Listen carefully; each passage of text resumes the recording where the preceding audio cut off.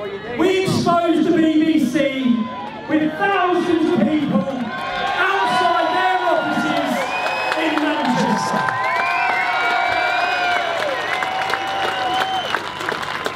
The British public do not trust you anymore.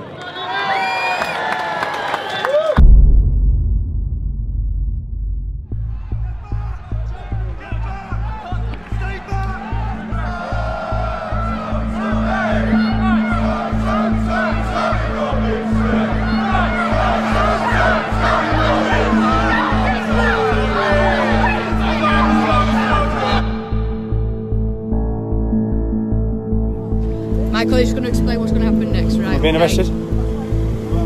I am being arrested. Causing a breach of peace. I've caused a breach of peace. I'm being arrested. But the content of what you're Can we just say streaming. The content of what I'm streaming, I'm being arrested for breaching the peace. I'm being arrested for breaching the peace. You've all watched this. You've all watched this. You've all watched this. You've all watched this. Can you get me a solicitor? Can you get me a solicitor? Can you just turn off your live feed? Can you get me a solicitor? Turn off your live feed, please. Yeah? What are you arresting you for, Tommy? Breaching the peace. Apparently I'm inciting on my video. He has actually done nothing wrong. You can sort anything like that. It's for you to go to his video and see he's not. He's even said he's doing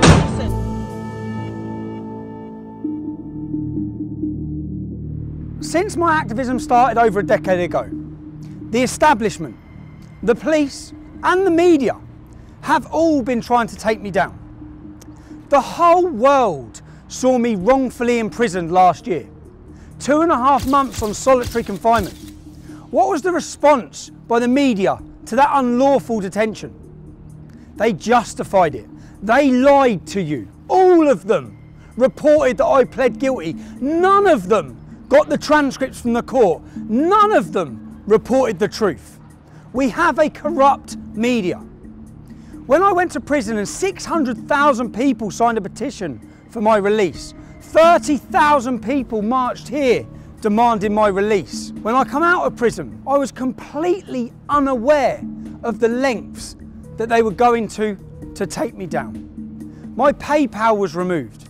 That removes my ability to hire a team and work and bring you the other side of the story. My website was closed down, but I was completely unaware that Panodrama, the world's leading investigative journalist documentary, were working on a programme about me with the working title, Tommy Takedown. This was their final punch.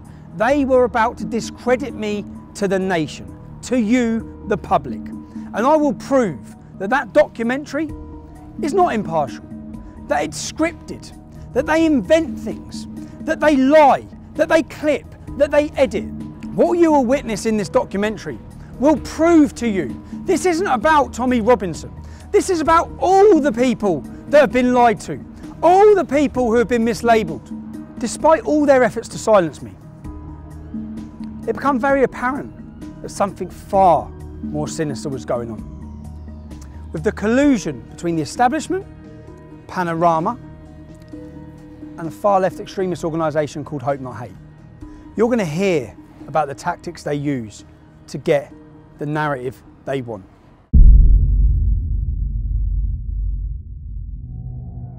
In this documentary, you're going to hear a lot about Hope Not Hate.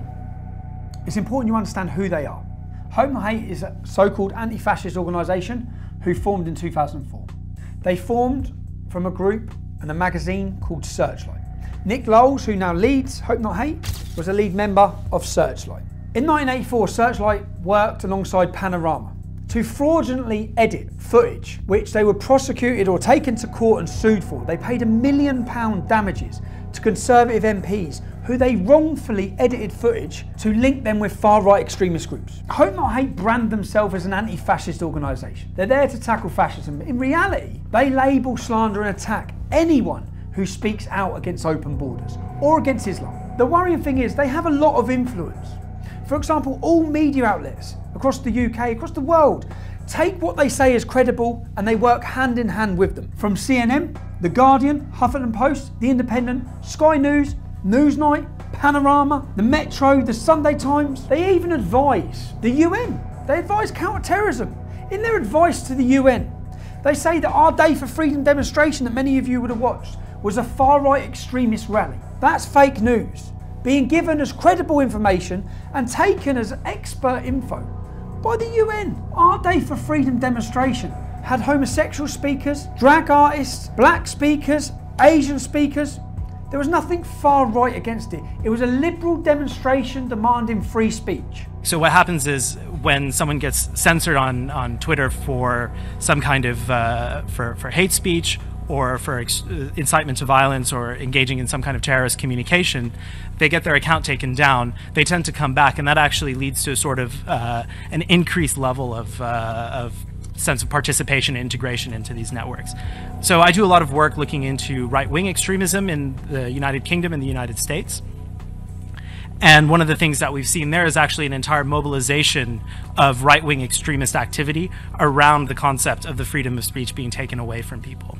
So just a few weeks ago in London, there was a march attended by a few thousand people that was called Day for Freedom, and that was entirely sort of centered around this issue of free speech and the sense that in the kind of parlance of the extreme right, the liberal establishment was trying to silence extreme right, legitimate conservative voices. Just last year, Hope Not Hate were identified in a Swedish military report on left-wing extremist violence. It has been proven that Hope Not Hate exaggerated hate crime figures by 3,000%. Nothing they said after that point should ever have been taken as credible, let alone taken by journalists without checking anything and spread around the world to demonise and slander people and organisations. They play a key role in pressurising social media giants, whether it be with petitions or requests from MPs that they're working alongside with to say who's promoting hate. Not who's promoting hate that would breach laws in this country, but who needs silencing with their opinion. They're now teaching your children in schools about fascism. If we take a quote from their original spin doctor, Dan Hodges, from his quote you'll understand the tactics they use in this documentary. It was a no-holds-barred, bare-knuckle PR.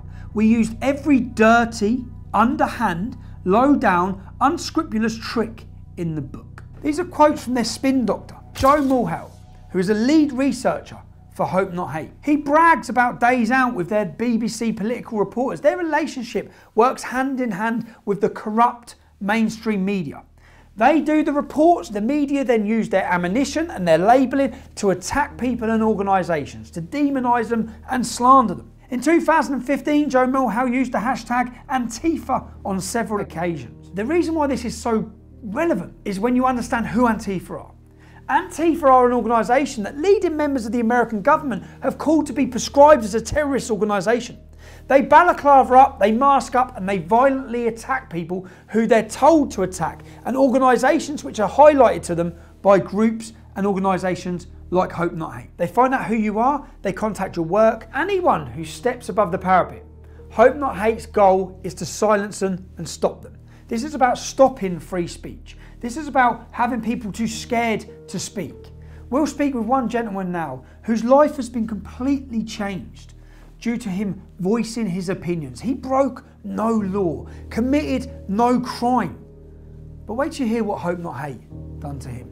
This time last year, like I said, I was working full-time, happy, and because of some things I was doing outside of work, where I was sort of expressing my political opinions and so on, I ended up drawing their fire, and they wrote a report and called it in to the employer. So it was a kind of deliberate attempt to, it wasn't just to dox me, because I hadn't hidden my name, I didn't think I was doing anything wrong, I was just expressing an opinion. But it was an attempt to deliberately get me fired. Where was you working? I was working at Standard Chartered Bank in Moorgate. Doing what? I was an associate, so I'd been there from a grad. I went to Bristol University and then went into the bank straight afterwards. So I've been there for about just around 18 months at this point. So a good career? Yeah, it was going well. Internally, there'd been no issues. When you say you got involved, you was giving your political opinions with regards to?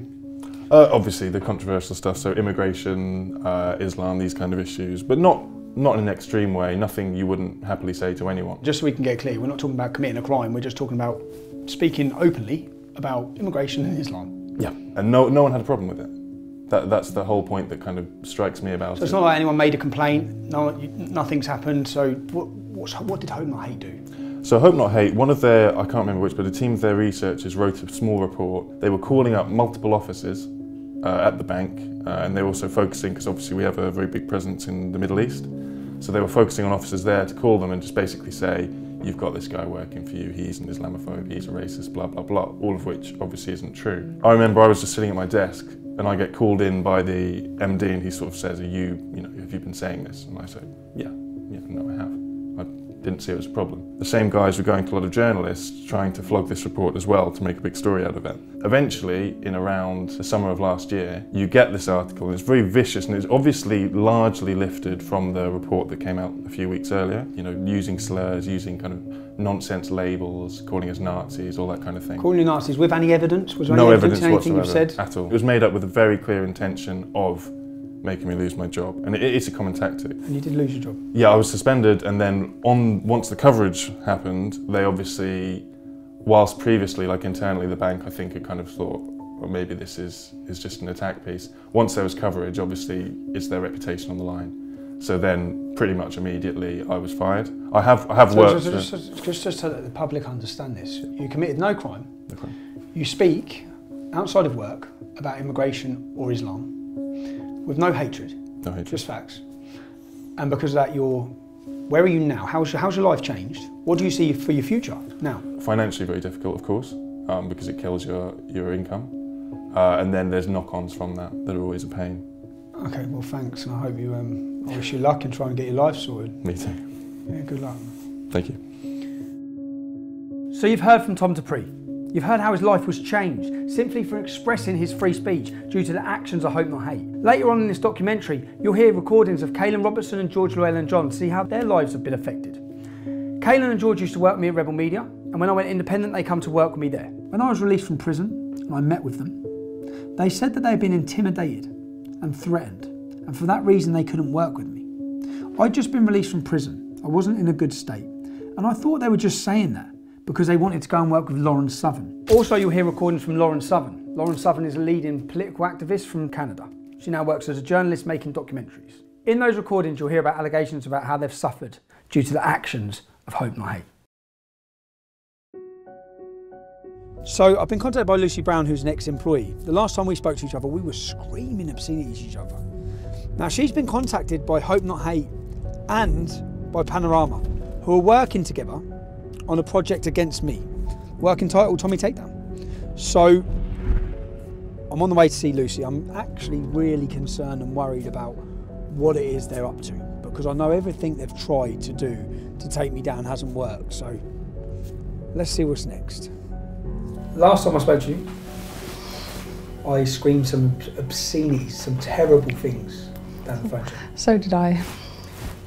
I also have a surprise for you. Go on. I thought I'd commiserate it, so I actually got your prison number. No, you haven't. To remind myself the happiest day of my life. What? 8208 4CG. Yeah, that's the one. Oh my God. I laughed my head off. Oh my God.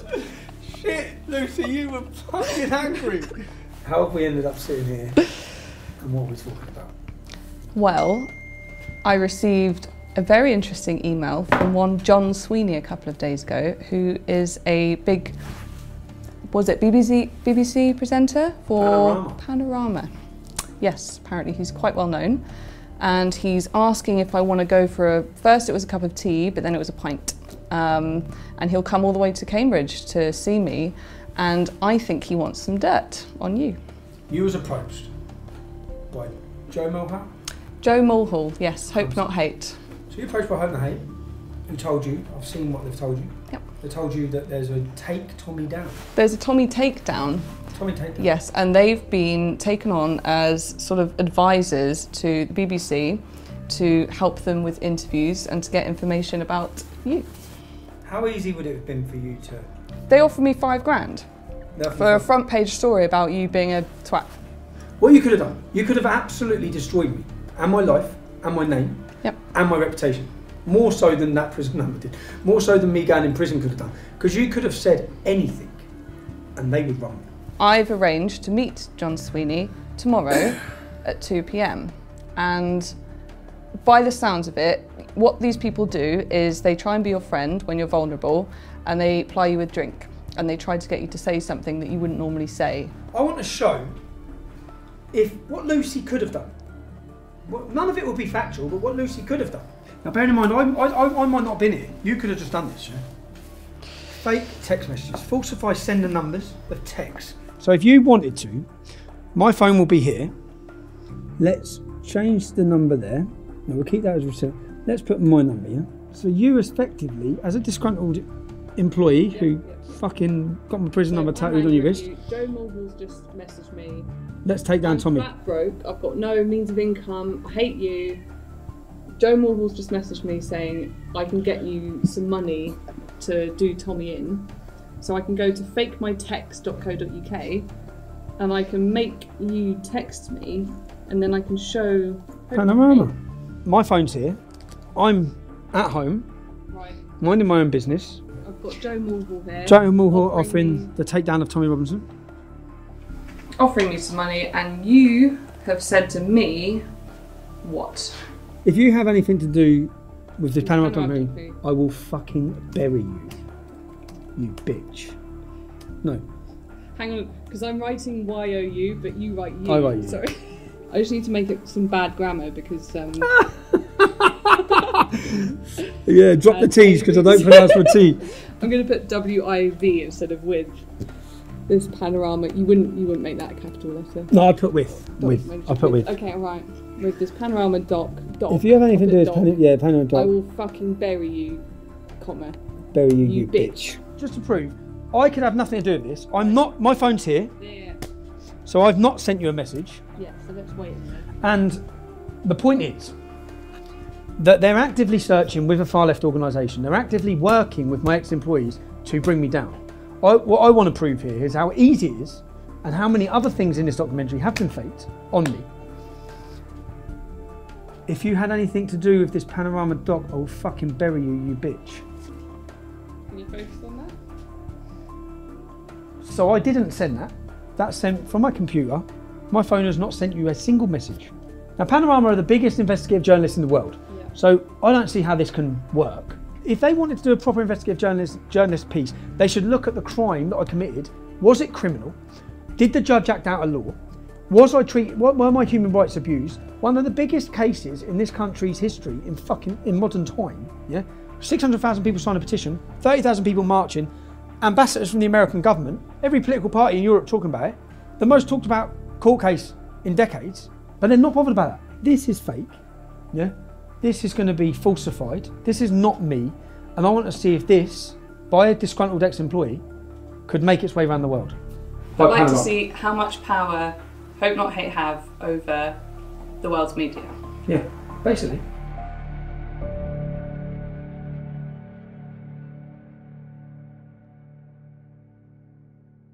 This is the little mining. This will replace your button. Cool. This will go into your button anyway. This is how we'll record. And are you nervous? No. You should be. You should be. And well, let's just wait and see what we get from this. Time will tell, but good luck. And don't do anything I wouldn't do. Thanks, mate. See you later.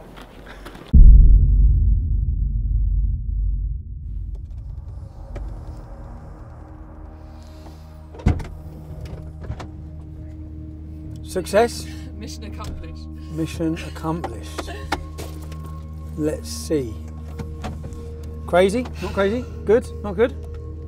Lots of alcohol was consumed tonight for the greater good. I can smell it. You'll see. You took it for the team. I only drunk for the team. I did what I had to do. Right. Let's get these files sorted. Let's work out what we've got. We've got lots of footage to go through, but straight off the crazy thing for me is you're steaming. Which is a champagne and a double gin. Thank you. And then we're going to have some red wine, but Thank you so much. we'll panic about that at the appropriate moment. Thank you very much. Thank you. On expenses in a boozer with the dog and the fire. Good. And I think we should have one more bottle of wine. Fuck it, no expense spared. 2 brandy, 2 limoncellos. This is from the Cassis, or the Keel Royale, but even better is another version which is with blackberry, blackcurrant liqueur and champagne. Kir Royale. Have you got any flaming Sambuca? And then 2 Kir Royales. And then the bill. Lovely, thank you. Thank you very much. I think we've got to do a runner. It's a joke. It's fine. It doesn't, I don't care. Not only, I really don't care. Good. Service included. So make it 220. Thank you very much. Was this on BBC Expenses? How much alcohol's been consumed?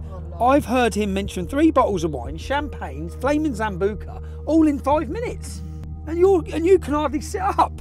So, for me, that's an expensive scandal that the licence fee payer is paying for. Should we be paying for you to get pissed? Yeah. Of course you think we should. Me getting drunk is me being more lucid, and then I'll tell him stuff. So he's wanting to get you drunk. He's using the expense money to get you drunk in order to get you information. Get me drunk, be nice to me, be my friend, and then I'll loosen up and be like, oh, I've got this recording, or I can tell you this, or whatever.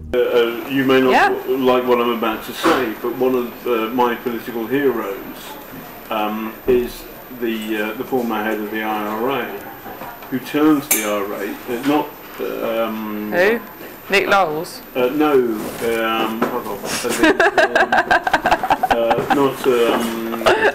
guy got on well with the Queen. So there are 2 of them. I should know that, but Danny McGuinness, I think his name is. And he got on anyway. He was the chief of staff of the IRA. People say. Hey man, I've heard the Irish are being genocided. And last time I was there, they're okay. Martin McGuinness. His political hero is Martin McGuinness. Martin McGuinness, leader of the IRA. He's responsible for murder, bombs. It's a strange person to have as your political hero. From, I don't know, from someone who's trying to paint me as extreme anyway. That is the sole reason I wanted to do this. For me, that is terrifying. How can they get that? How can he say he can do that from that innocent conversation or argument or disagreement, which has got nothing to do with that? So that is the sole reason I wanted that footage, to see exactly what are, and that's terrifying for me to think, what the hell are they about to portray to this country about me? What the hell are they going to say? That's not the first time that's happened. In what sense? Because I told you about, I was offered $5,000 to do like a story on you, like a front page newspaper story. By Hope Not Hate, you're talking about in your kitchen. By Hope Not Hate. But I was also... By Hope Not Hate, who are working with these, not you? Yeah, but I was also approached by a really mainstream newspaper, basically, to kind of make it out that you were like sexual allegations against me or something.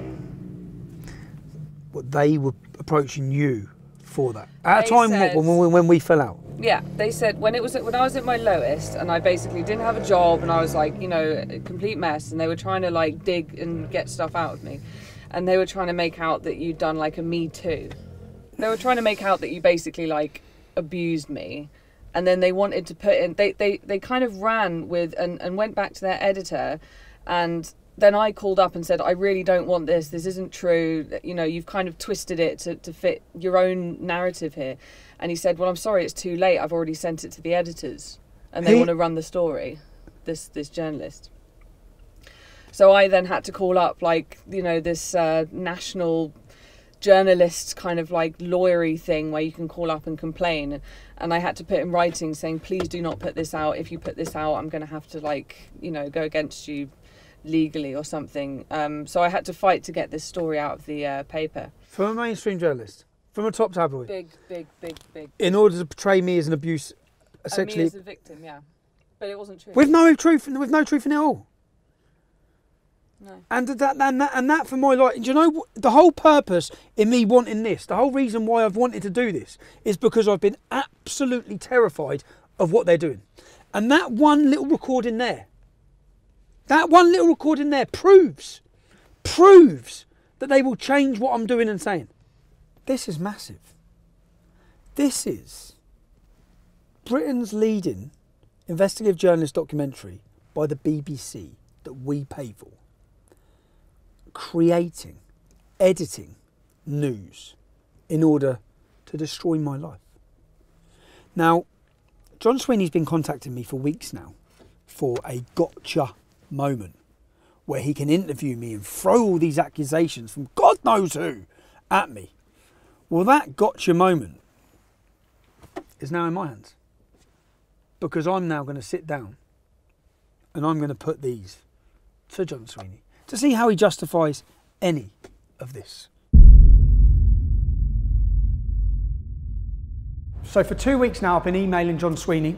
They've been trying to get me sit down for an interview. I emailed him yesterday and said the only day I can do is today, and I won't come to London, it has to be in my venue. I've organised this venue. I've told them that I'm having a free speech event later in the evening. So we've prepared this projector with all of our undercover footage to try and find out and ask John, what exactly were you planning? What exactly are you doing? So rather than them grilling me, which is how they're expecting it to be with his executive producers, when they sit down, we will play through each clip. I'm going to go to my children's assembly now. When I come back, it's action. I'm nervous about it. See what happens. You all right? Very well. Just take this off.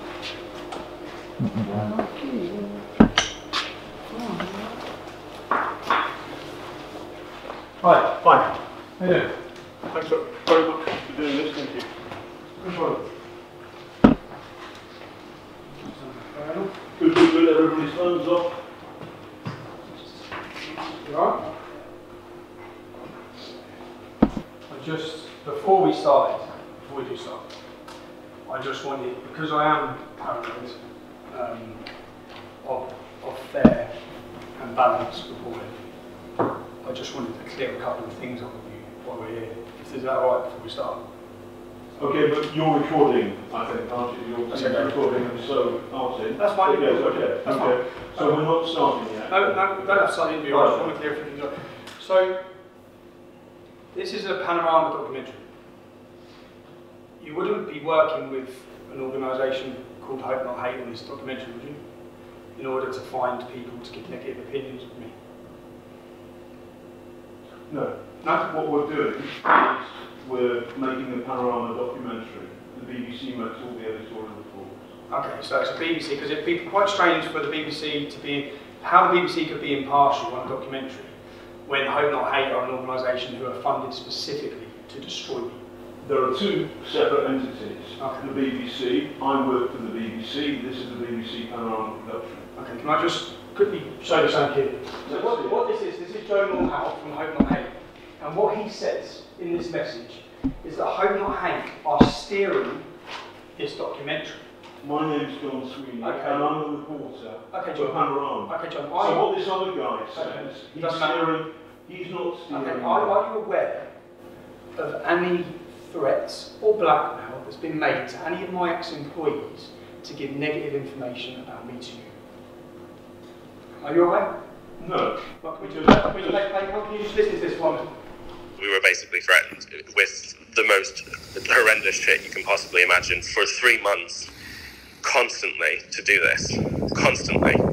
Because basically, why they have dirt on us is when we left Rebel, I don't know if I told you this, when we left Rebel, we were really fucking angry, and none of the media would take all the stuff we had on them.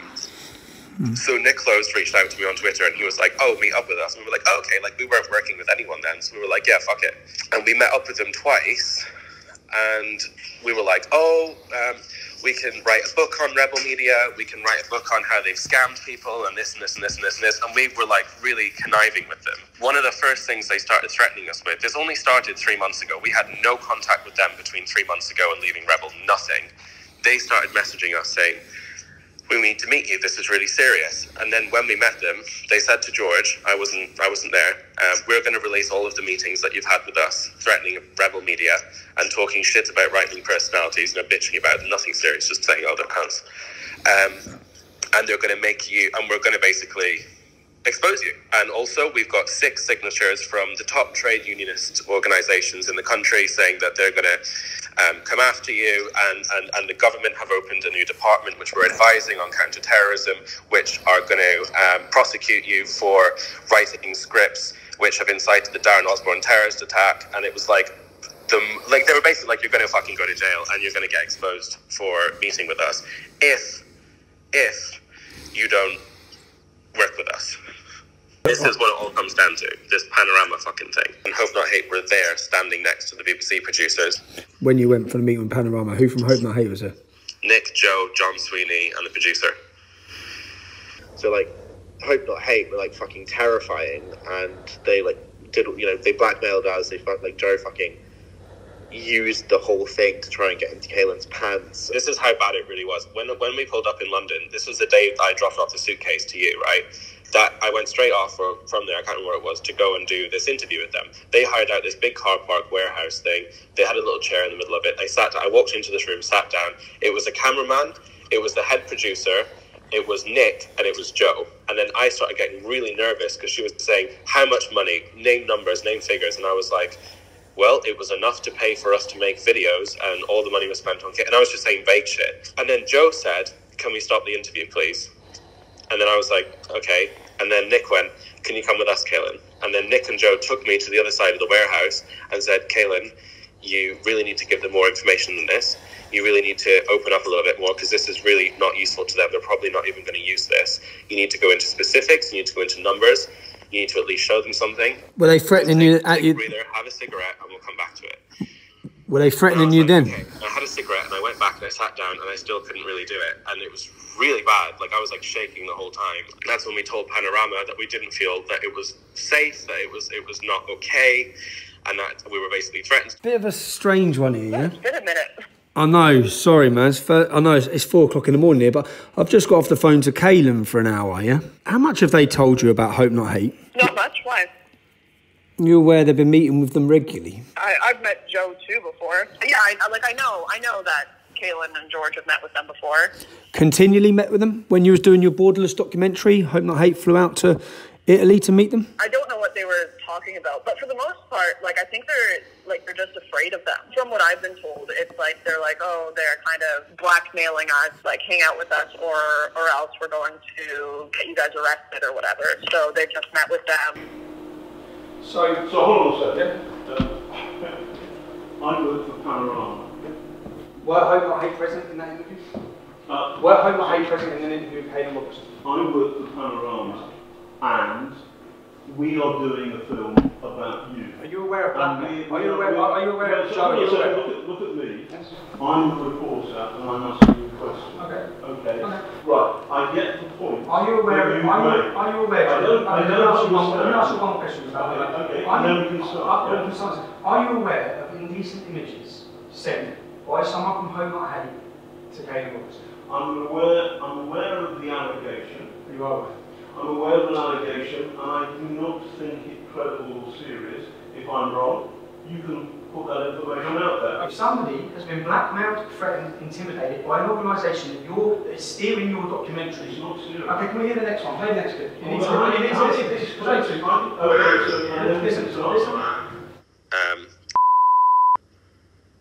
Made really inappropriate, I don't know how to describe it, almost basically like a sexual assault situation towards me when I was really drunk, pretty much passed out. Fuck you know, this gets messier and messier. No, hold on, yeah, okay, and I like got really upset and I broke down and I told George about it last week because it's really fucked me up, and George messaged Nick, and apparently nearly got suspended, and like it's fucking, it's a really big mess.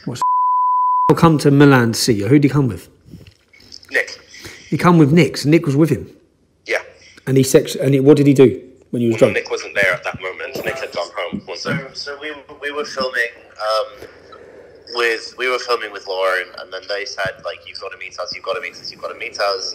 So we flew to Spain via Milan, met them in Milan, literally just had a coffee with them where they basically just carried on threatening us, and said, you've got to do, like, Sky and all one mainstream media thing. And then I went back to London to drop something off and to go then to Spain. So Kaelin was left in Milan for one night. Nick left that night as well, I think. And then this is when this thing happened. Kaelin said that he was basically really wasted, that he thinks let himself into Kaelin's room.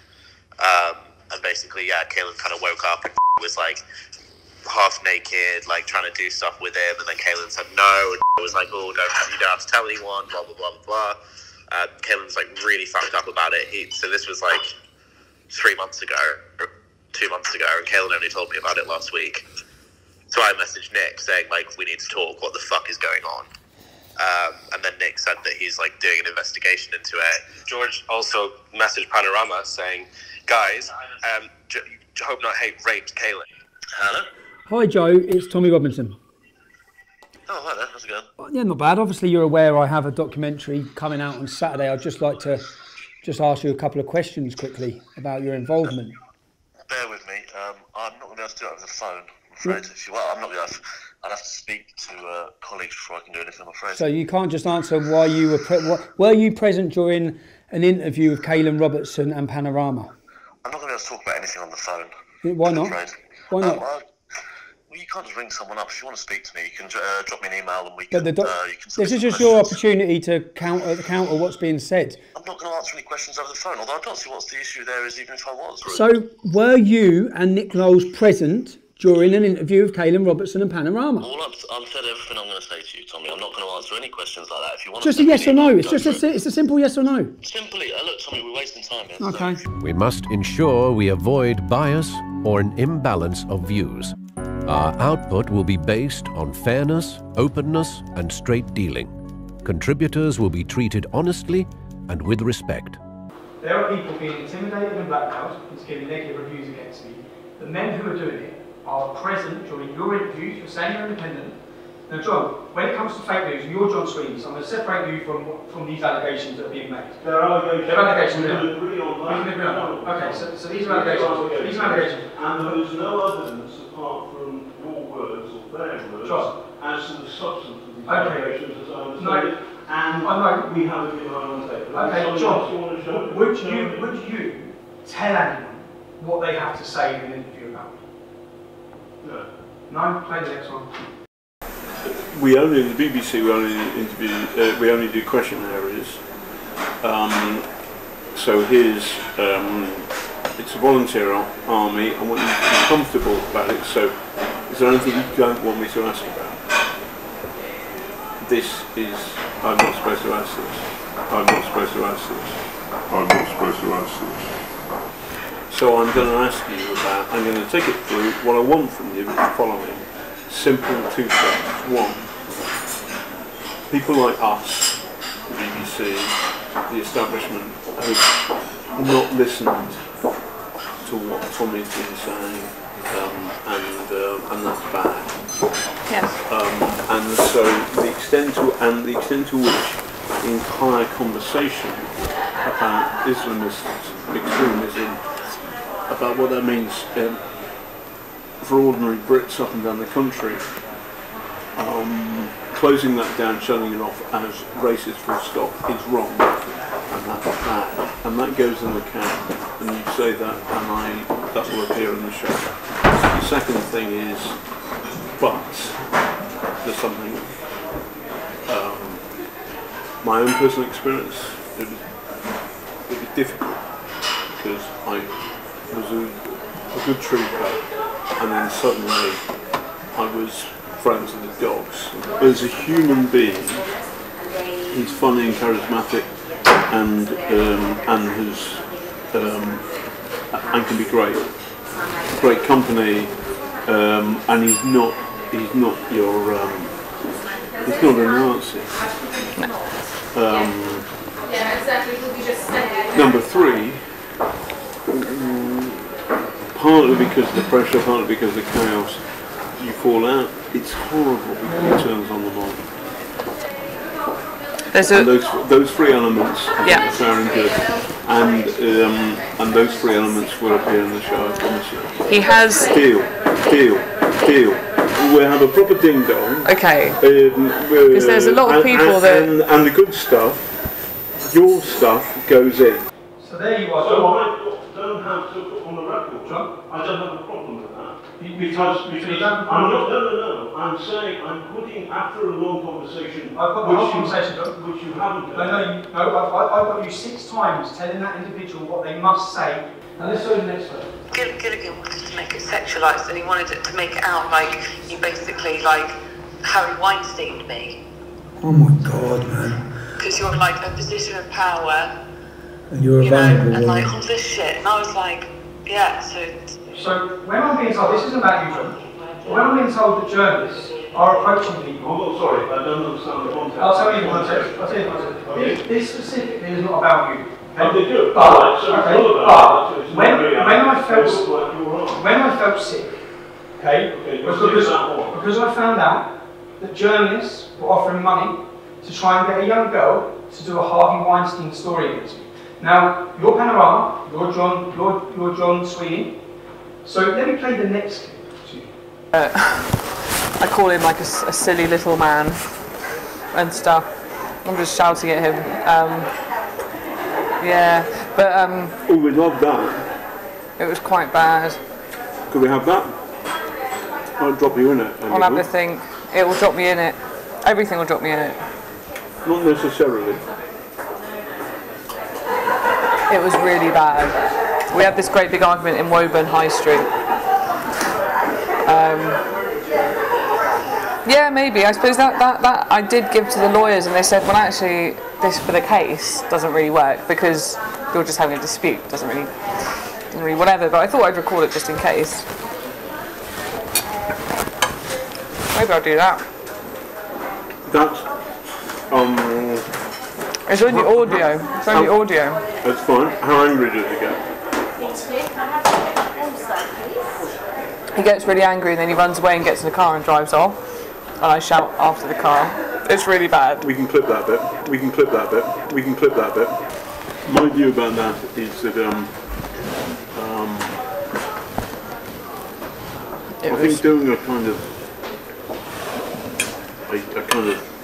gender, a kind of sexual thing against Tommy Robinson is. The person I was talking to there was worried about whether she would be identified. Now clearly that tape is now in your hands, so it would seem that she's working. John, you said you would clip footage to make. No, you said you would. I didn't say. Do you have any idea what implications? You tried to turn a normal argument into a sexual matter. No. Yes, you did. Yes, you did. You want to take through it. Do you understand the implications? I've got 3 young children. Do you think before you destroy a man's life? Because this is what you were planning on doing. No, I've got the evidence. You misunderstand me. I misunderstand. So what I was trying to do was to say to that source that if necessary we would change her gender to turn her, for example, into a man. I've done that on regular occasions where I have covered difficult stories. So you're not realising I've got all of this tape? You're hanging yourself. You're hanging yourself. So John says I'm misrepresenting him, and in fact he was telling her he could change her gender so she could not be identified. Let's just hear that clip again. I think doing a kind of gender, a kind of sexual thing against Tommy Robinson is. We can do a kind of gender, a sexual thing against Tommy Robinson. Nice try, John. We should not present invented material as facts or knowingly do anything to mislead our audiences. I've done 10 years worth of demonstrations. I've had cameras on me absolutely everywhere. And what they've been trying to expose and find is possibly that I'm a racist or I'm a homophobe or something like that. Yeah? I had you undercover for one boozy lunch, and you were repeatedly racist. To do a cab too. I pre-booked because the dog makes it more difficult. Alright. You know why, don't you? Wine? Because... Oh, why? Yeah, there's loads of Asian cab drivers don't like taking dogs. How dare you? How dare you? Where's my phone? Say that on camera, right? No. Racist. It's true. It's true. So this is the first one. So then you are generalising. So, then you are generalising. And I regret those words said, but the context is simple. That I had a real-world experience like that. There's a court case in today's papers where an Asian taxi driver has lost his license. He was refused to carry a blind dog. You're doing exactly what your channel does over grooming. You're blaming an entire continent when, let's face it, it's Islam that believes dogs are unclean, so it's Muslim taxi drivers that don't like dogs. But you have stereotyped the entire continent. Then that wasn't enough for you, John. You wanted to then have a go at the Greeks. And it always goes down well. Yeah. Is Jessica Rederer, which is thank you in Turkish. When you're pissed, you want to piss off a Greek, you start speaking Turkish. Oh really? And they know, and they don't. Anyway, never mind. They don't like it, but it's quite funny. Tommy, that's pathetic. That's a joke. You find it funny joking about the invasion of a country where women were pillaged and raped and murdered. Okay, you find that funny?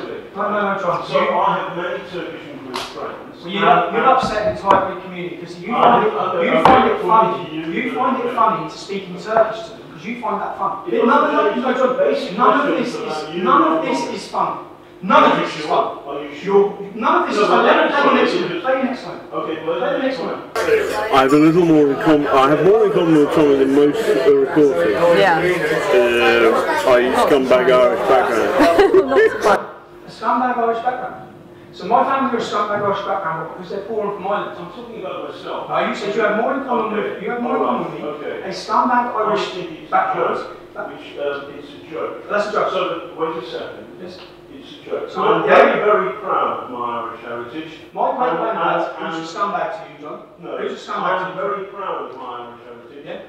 If you get somebody like me talking to a source, and actually that source is in fact a mole working for Tommy Robinson, then in the context of a 2-3 hour conversation, there will be moments where jokes happen. Oh, jokes. I'm very proud of myself. But the people who think you've been beaten up by Antifa, or rather Antifa have attacked Tommy and you've been in there. Those people are brainwashed. And they're lefty people. They're lefty. Self-hating whites. I'd like to call them a honky. How do you use an racial term? How do you use another racial term? You call them honkies. Hold on a second. You call them honkies. This is a conversation with your source. In what I'm trying to do is you're trying to label me, and what's happened is in one afternoon, in one month, John, you've been. Okay, let me talk about homophobia. Good. You seem obsessed. You seem obsessed with gays. So you have an obsession because then you ask if Joe Morgell's gay, right? Because they've not gone out and just had a mate that's gay. That's the difference. So you've got people up in like all these different places in the UK or whatever, and they're sort of they've not just had a gay mate. Have they never met a conservative MP? No. I remember one line in particular. She said, "What do you think about LGBT or something?" And I said, "Well, some of the stuff that gay people say is just ridiculous." And that's me being the way. Okay, by the way, there's nothing wrong with it. You said something worse, I guess. Probably. That's the way that I would speak to Kaylin. Ridiculous. You know, yes. That's the way that I would speak to Kaylin in a bar. You know, I think like they're ridiculous. They should be shot. Well, yeah, exactly. No, obviously. No, I know. But did you say it? No. Good. That's the thing, because unbeknownst I would say that, by the way. I would. And they should be shot. What were we talking about? Oh yeah, Joe's dick pics. Is he gay? Oh, my gay darling's rubbish. He's a Bertie Wolf there, is he? He's a Bertie Wolf there, is he? He's a Bertie Wolf there, is he? May the best man win. Yeah. Well, that's a bit weird. Gin doble. I'm not a jerk. He's a woofer. Woofer, Cockney by me stands for puffer.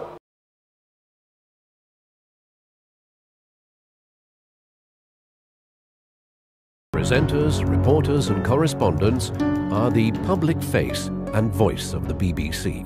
Puffer is when you ask, you're able to explain. That is the most derogatory term you could have used possible for a homosexual person. Oh, come on. John, my oldest friend at university is gay. Is it okay to use the lost my temper with the Church of Scientology. I was defending against. Is it okay to use the terminology woofer? Is that okay? It's not great. Is it okay, John? No, it's not. It's one of the most derogatory terms. No, it's not derogatory, but the idea that I'm homophobic is not true. Let's get down to the reason. Let's get down to the reason that you and all of the media, you're trying to destroy me with a fabricated. We're trying to give you. You're blackmailing people. Okay. You're lying. You're telling. Listen, John.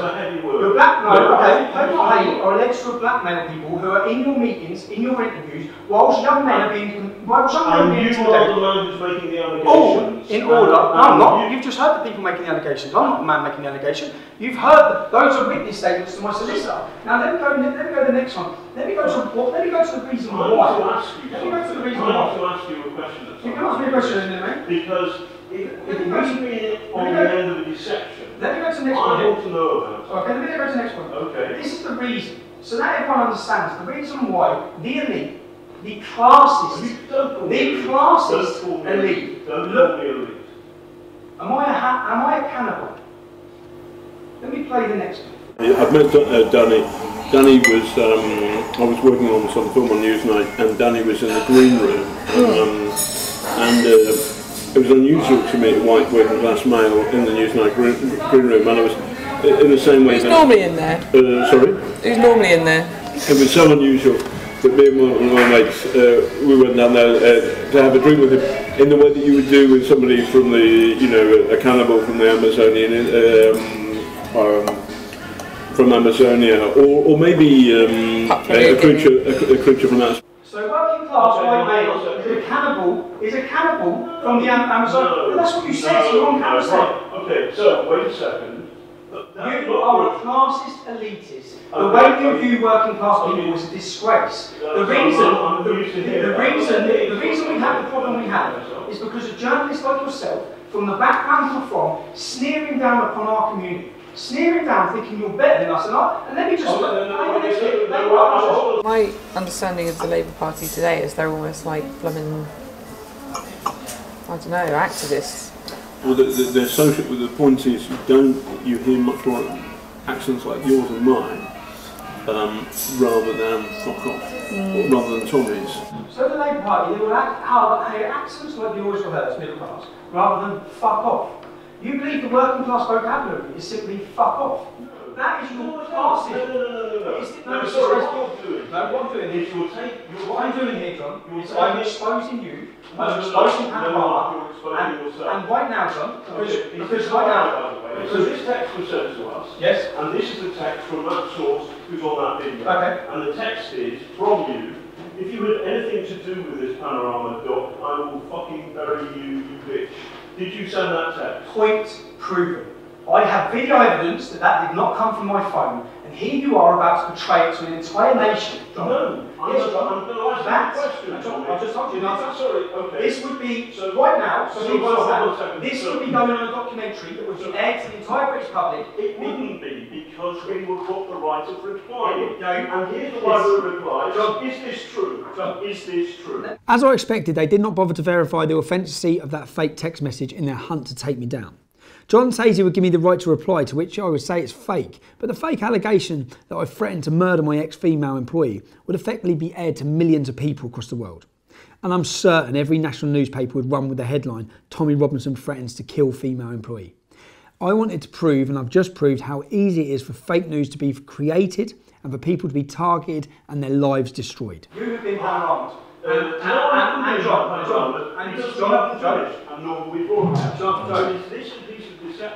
My solicitor is currying a court injunction against you. Okay. Oh, fantastic. Against you. So is this a lie? This is fake news exposed. Very good. Okay. Is this a John, lie, Tommy? John, I suggest you get home. Yes. Is this a lie?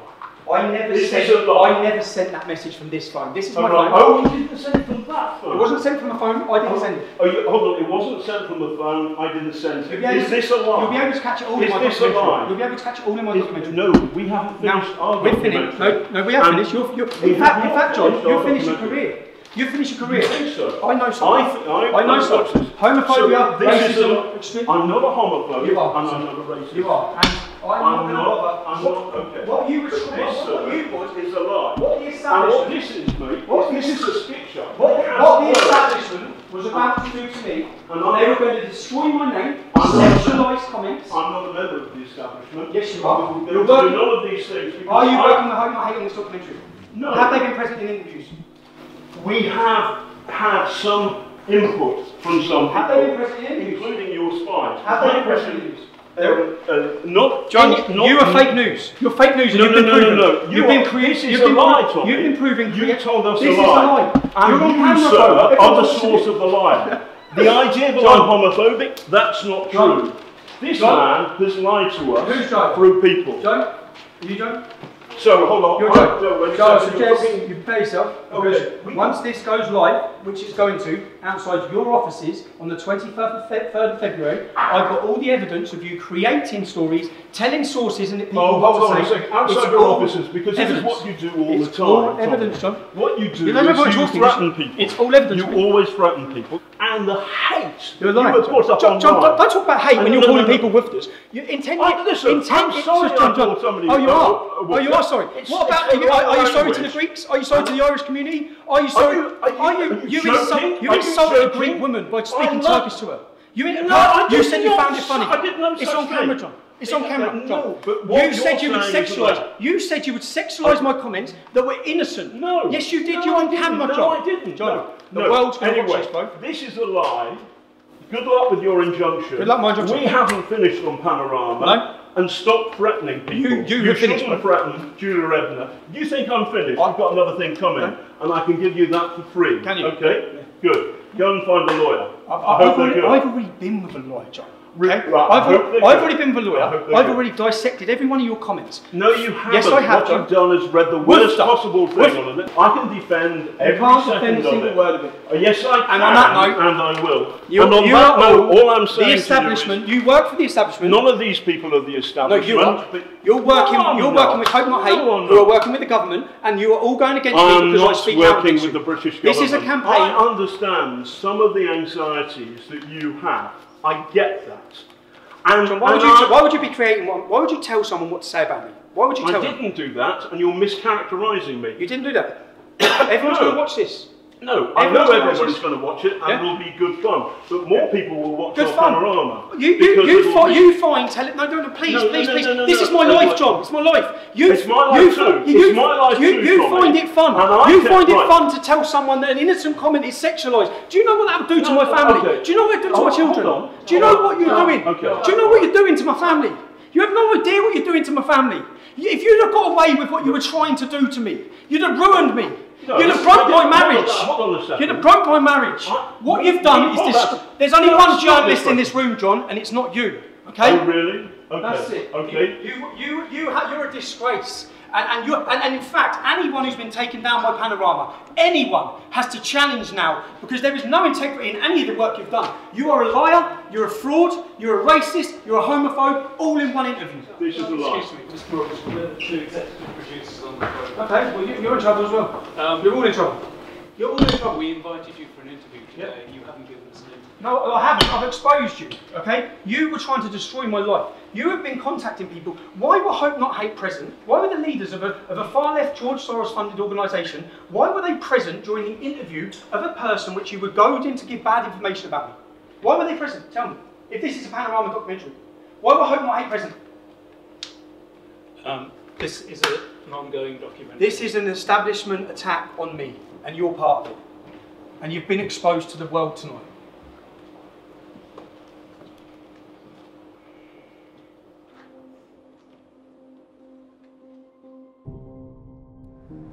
So let's summarise what you've seen. You've seen the BBC, who pride themselves on being impartial and reporting the truth. You've witnessed the main man from Panorama telling someone what to say, brokering a deal on what they have to say about me. Now, if he's brokered a deal with her, who else has he brokered a deal with? Who else is being told what to say? They're scripting the documentary. They're also creating and inventing news. Sexual thing against Tommy Robinson. What else when we've got two other people saying they're being blackmailed in order to give negative reviews of me? Who else would have participated in this documentary? What else was going to be said? What other lies and manufactured evidence would there have been on this documentary? You've seen the contempt they have for the working class. The contempt they have for you, the licence fee payer. You pay your licence fee, and if you don't, you're taken to court. Just so the elitist, fake news journalists can travel this country drinking champagne on your expense. Now, if there's one thing that symbolises the BBC, we all know about the fake news. I've just proved to you that they create the fake news, that it's not impartial, that they work with far left extremist organisations. That's been proven. If there's one thing that symbolises them, the BBC covered for Jimmy Savile, they covered for Stuart Hall. Up to 100 children were raped and abused, many of them on the property of this organisation. Let me show you this statue that is at the entrance to the BBC. That statue was sculptured by a man called Eric Gill. Eric Gill was a paedophile. He raped his own daughters. He had sex with animals. He had an incestuous relationship with his sister. When the Catholic Church became aware of this man's crimes, they removed and covered all sculptures made by him. The BBC refused to. They were asked to, but they refused to. If you have disgust now, and you're fed up with paying for this, or for the propaganda they use against you, for the negative portrayal of Brexit, if you're fed up with all of these things, what can you do? I'll show you what I'm going to do, and I hope you follow my lead. You can legally not have a TV licence in the UK. You do not have to have one, okay? None of us asked for the BBC to come into our homes and display their programmes on our TVs. If you're fed up of paying for their propaganda when you don't even watch their shows, you can follow the steps I'm about to take you through now to end that. There's a few things you need to know once you've filled out these forms. It's a myth that the BBC can sit outside your house and detect that you're watching TV. That is a myth, it's not true. If the BBC TV inspector knocks at your door, you can. Be polite, you should be polite. But you can open your door, say I don't need a TV licence, I haven't got one, goodbye, I don't watch live TV. That's it. They have no rights to come into your home. It's obvious that if a TV licence inspector walked past your front window and you had your curtains open and you were watching Panorama on BBC, which I don't think you will be, if you're watching BBC, they will fine you. But you do not have to have a TV licence. And I'm going to take you through the steps. I'm going to ask, please follow these steps now. Follow exactly what I'm about to do. Go to www.tvlicensing.co.uk. You'll find a link, declare no licence needed. Upon clicking this, you'll be brought to another page where they try to convince you need a licence, even though you legally don't. Ignore that and click the button that says, tell us you don't need a licence. Step 1, select the type of property you live at. Complete name, email and phone number. Step 2, enter your property address. Step 3, tick the 3 boxes for the declaration. You will then be asked what date you want to start watching live TV again. Tick the button to the right where it declares I have no plans to do this. Then click the reason for not needing a TV licence. I'm sorry, but John Sweeney is not an option. Step 4, review and confirm, click submit. You are now licence free. Congratulations, you've just saved yourself £155 a year. You can now afford to go to the pub and celebrate. I know. How about champagne and double gin? Then some red wine. 2 brandies, 2 limoncellos. Creme de cassis, Kia Royale, blackcurrant liquor and champagne, flaming Zambuca and 2 Kia Royales. Enjoy. So, if you're fed up with the BBC, then sign our petition at www.endthestealthtax.com. I'll personally find and track down the head of the BBC, I'll hand it to him, and I'll give it to our government. And you'll see it on our next video. Thank you.